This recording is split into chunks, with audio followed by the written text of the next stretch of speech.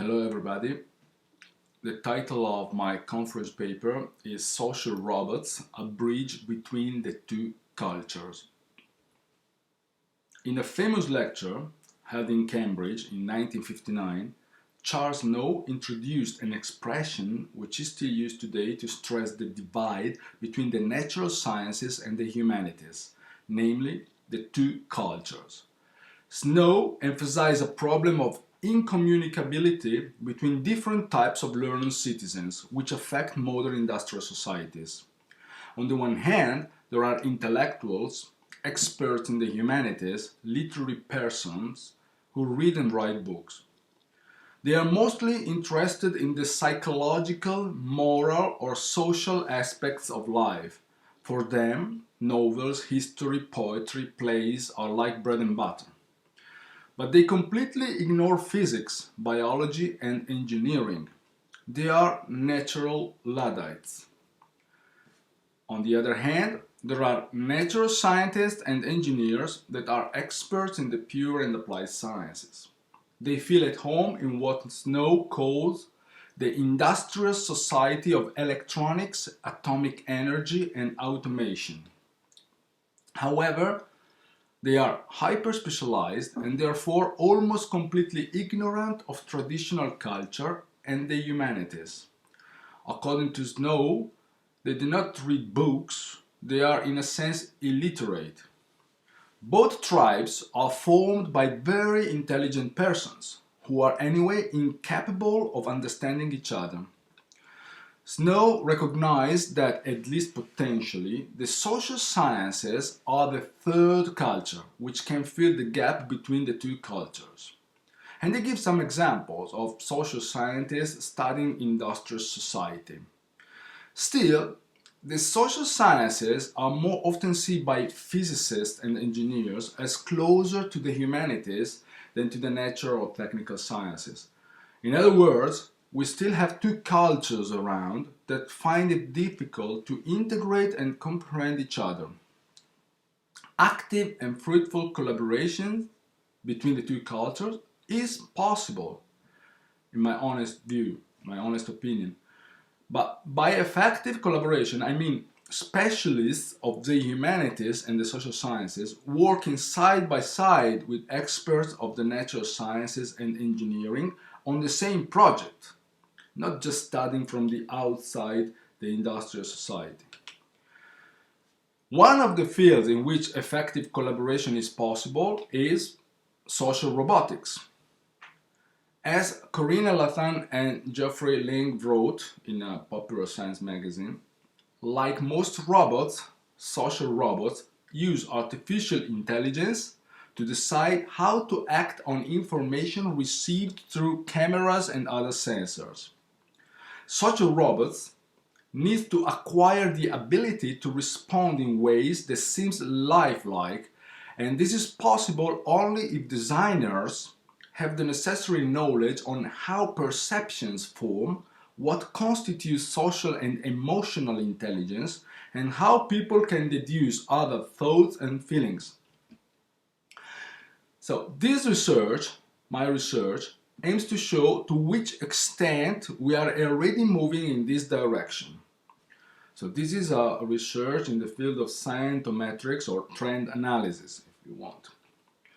Here, I intend to investigate the following cultural phenomena. First, the emergence of the term and concept social robots, which is a typical problem of the history of ideas.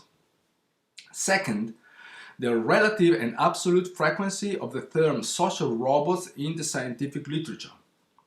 Third, the distribution of the absolute frequencies of scientific publications, including the term social robots, in the 21st century.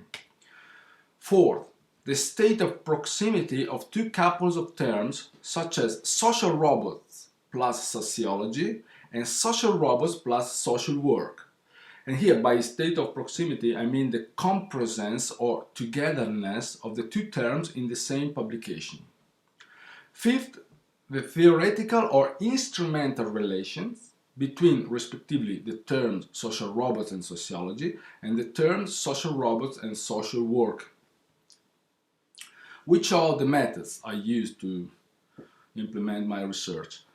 To determine the emergence of the concept and the frequency of the term social robots in the period 1800-2008, I used a combination of engram viewer search and hand search. First, I detected the peak of the relative frequency by using the scientometric online tool offered by Google. Then I determined the absolute frequency by means of hand calculation, but it is a very simple formula.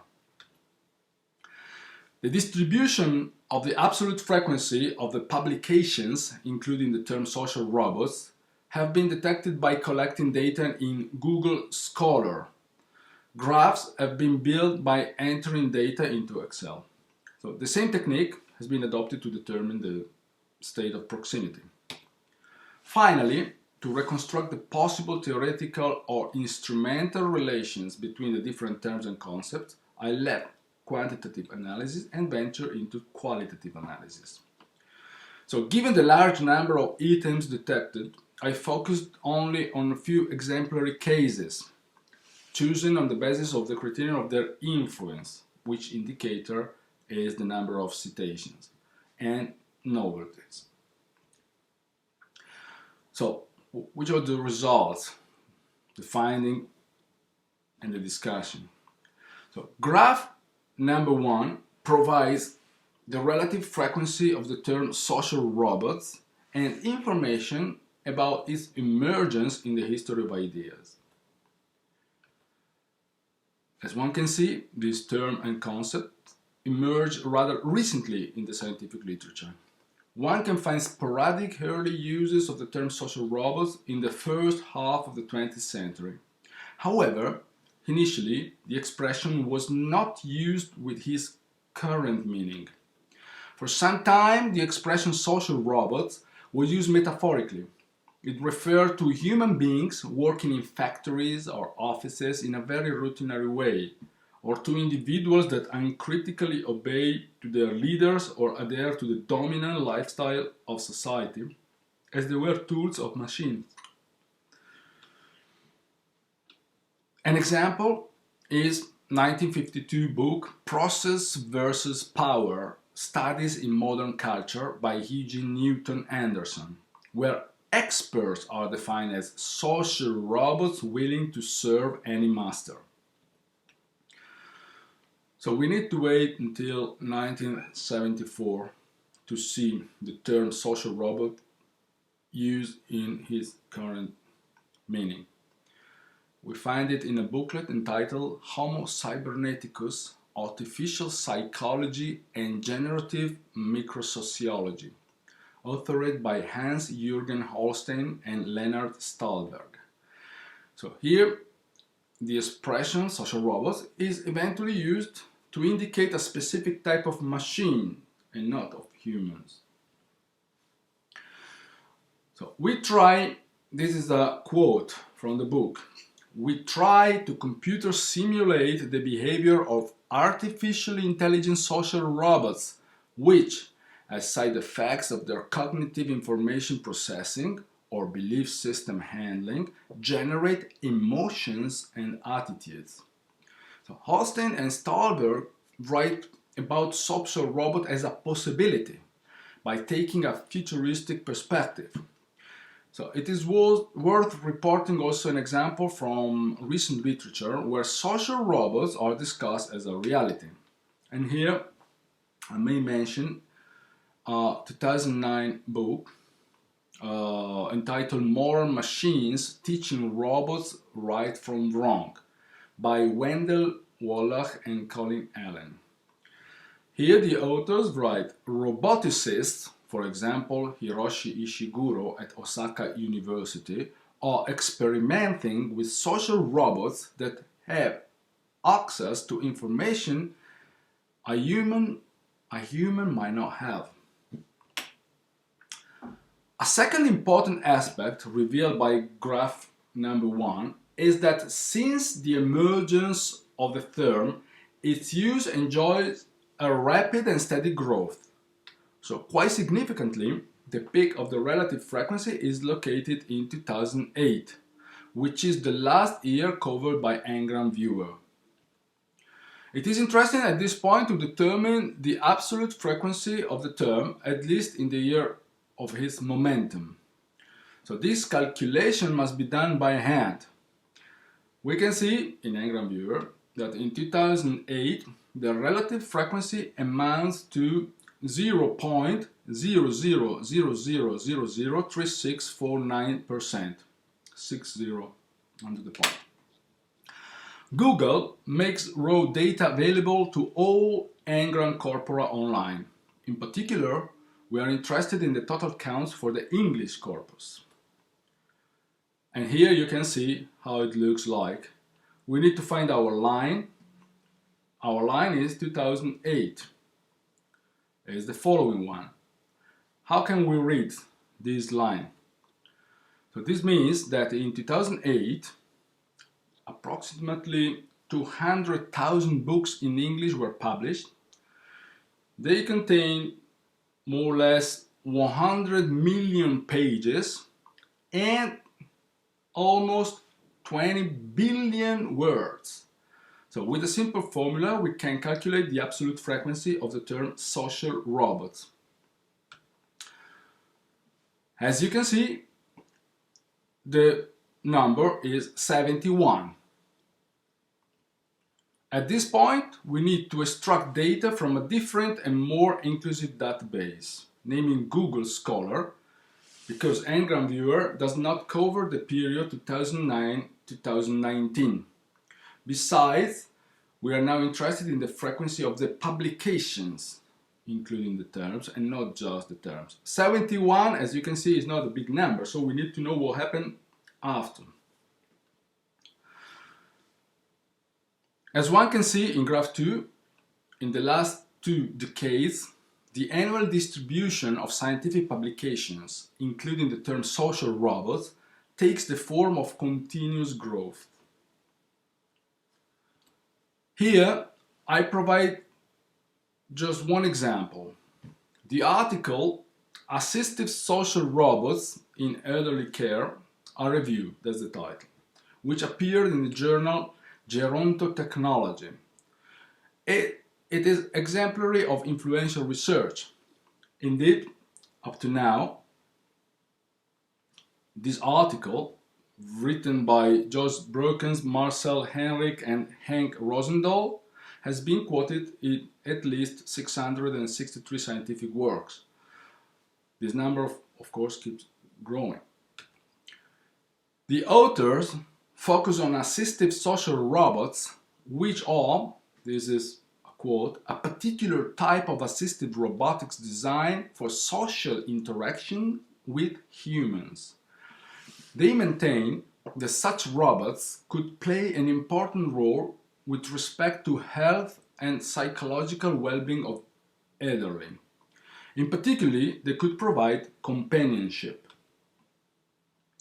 In graph 3, we can see the distribution of scientific publications, including both the term social robots and sociology. It gives us an idea of the state of proximity between the two cultures, one represented by social robotics and the other by social science. As one can see, once again, the trend is very clear. More and more publications concern both robotics and sociology. This does not mean that all this research is directly focusing on possible or actual synergies between the two disciplines. Some articles mention one of the two concepts or both in a very superficial way. However, the number of publications is rather large and gives an idea of the trend. Just one example. An influential work is Shanyang Zhao's article, Humanoid Social Robots as a Medium of Communication, which appeared in the journal New Media in Society in 2006 and has been quoted 136 times. Zhao points out that humanoid social robots belong to a special type of robotic technology used for communicating and interacting with humans. He adds that these robots are autonomous, interactive, and human-like, and they can be either mechanical or, this is interesting, digital entities. The conclusion of the author is sociological in character, as he underlines that the incorporation of such robotic entities into the realm of social life invariably alters the condition as well as the dynamics of human interaction, giving rise to a synthetic society in which humans commingle with humanoids. Finally, graph number 4 focuses on the state of proximity between the terms social robots and social work. Social work is a scientific discipline and practice which is strictly related to sociology. Here, the numbers at our disposal are limited. This is quite surprising, as social robotics can more easily find a pattern of collaboration with applied sociology than with theoretical sociology. Still, the trend is encouraging. The absolute frequency, including both terms, keep growing by following a pattern that seems almost exponential. Concerning examples of articles exploring this possibility, I'll mention The Rise of Social Robots, which is my own article, and appeared in the Journal of Evolution and Technology in 2016. So the first section of the article is entitled Social Robots and Social Work. The work is addressed to engineers interested in cooperating with sociologists and to sociologists interested in the social dimensions of robotics. So the former are invited to get acquainted with the problems of social work and other social services, while the latter to have a closer look at technical aspects of new generation robots.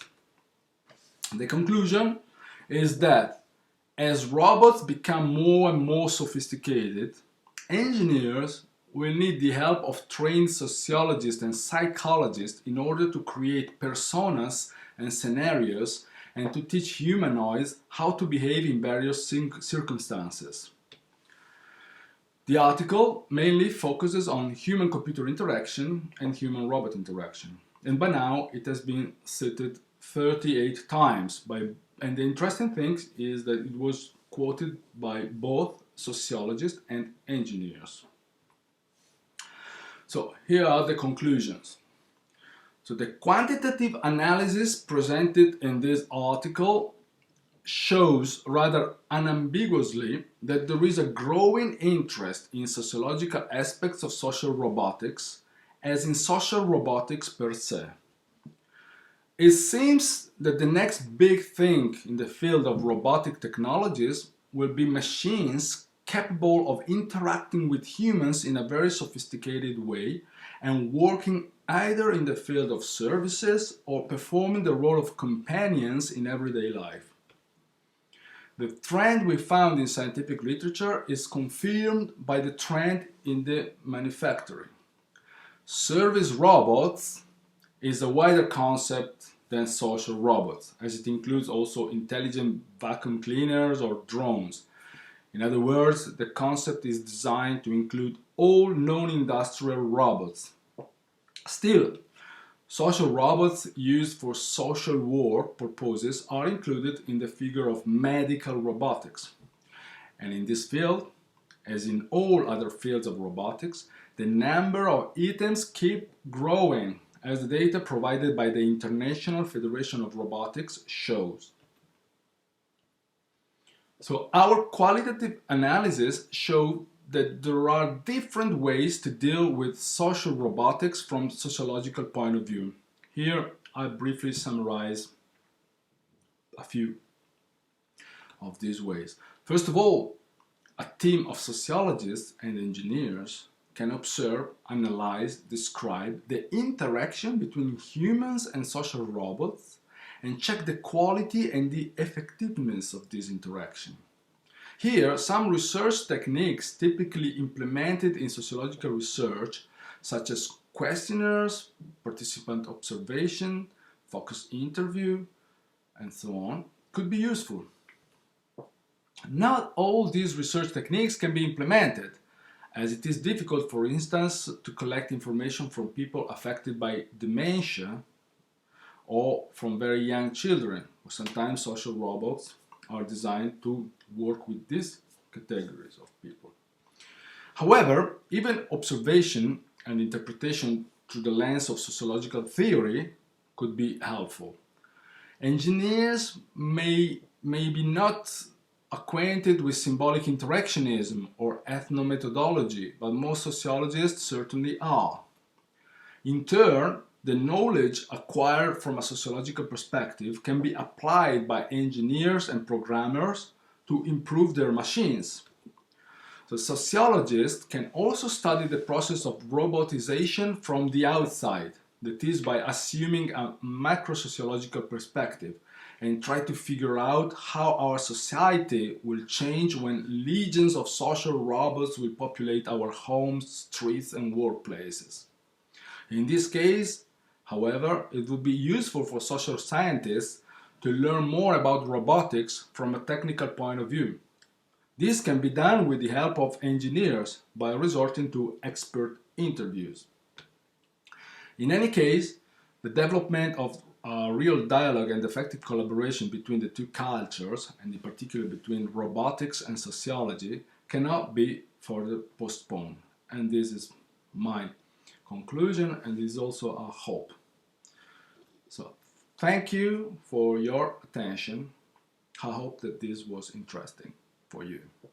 Bye.